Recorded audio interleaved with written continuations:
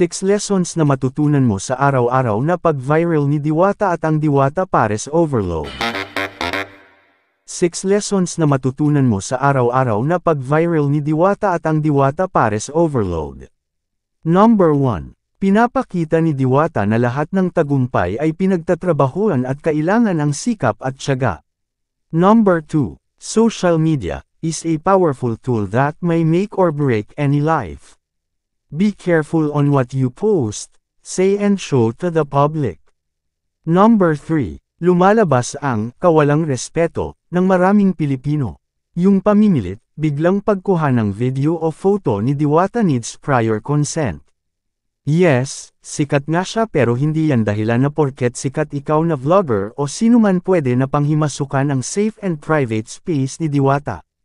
Ang kasikatan ng isang tao ay hindi lisensya para gawin mo ang gusto mo, makuha mo lang ang interes mo.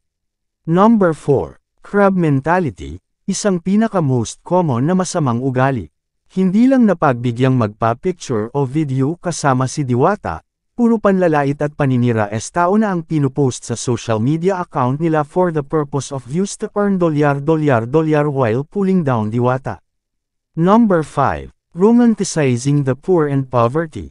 Bakit daw mas binibigyan si Diwata ng pera at assets, payaman naman daw? Dapat daw yung mga mahihirap ang bigyan.